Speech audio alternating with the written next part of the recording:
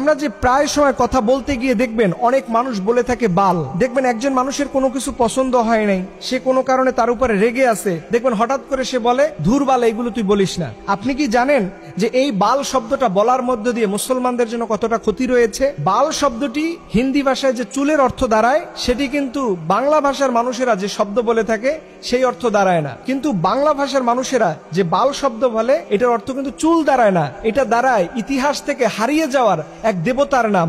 যেই দেবতা সম্পর্কে আল্লাহ পাক আমাদেরকে সতর্ক করে বলেছেন 37 নম্বর সূরার 125 নম্বর আয়াতে যে তোমরা বাল দেবতার অনুসরণ করো না। আল্লাহ পাক বলছেন আতাদউনা বালাউ ওয়া তাযারুনা আহসানাল খালিকিন। আল্লাহ বলছে তোমরা কি বালকে ডাকবা এবং সর্বশ্রেষ্ঠ স্রষ্টাকে তোমরা কি ভুলে যাবা, পরিত্যাগ করবা?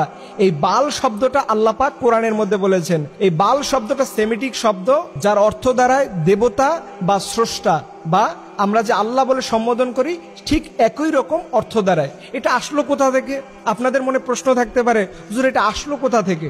এটা আসছে মুসা আলাইহিস সালাম যখন আল্লাহর নির্দেশে 40 দিনের একটা ধ্যান করার জন্য তুর পাহাড়ে গেলেন, তখন ওনার যে অনুসারীরা ছিল তাদেরকে বলছে তোমরা যতটুকু আল্লাহর পক্ষ থেকে নিয়ম পেয়েছো এটাই মানবা। কিন্তু তার মধ্যে একজন ছিল সামিরি নামের।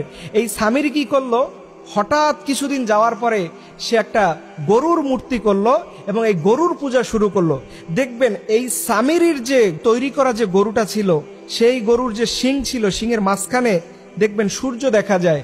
ঠিক এই বাল দেবতাটাও এই একই রকম, এবং মিশরীয় সভ্যতায় অনেক মূর্তির মাথার ভিতরে দেখবেন দুই পাশে দুইটা শিং থাকে এবং মাঝখানে সূর্য থাকে। দেখেন এই শব্দগুলো, এটা হয়তো অনেকের কাছে বলবেন যে হুজুর এটা কি বলতেছেন, এটা কি কোনো সাবজেক্ট হলো, এগুলো কি আলোচনা কোনো বিষয় হলো?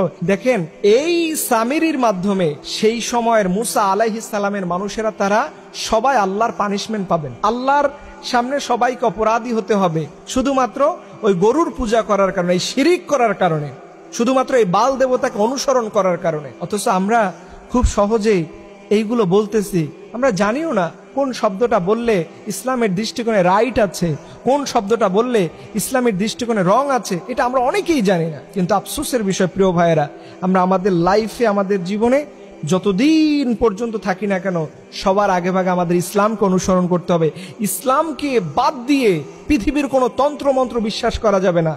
আজকের যে সাবজেক্ট আপনারা শুনলেন, হয়তো অনেকেই আপনাদের মাথার উপর থেকে যেতে পারে, হয়তো জীবনে প্রথমও শুনতে পারেন, কিন্তু আপনি ইন্টারনেটের মধ্যে সার্চ করেন, এই বাল দেবতা সম্পর্কে আরো খুঁজেন, কোরআনের 37 নম্বর সূরার 125 নম্বর আয়াতটা আপনি দেখেন, আপনার কপাল খুলে যাবে।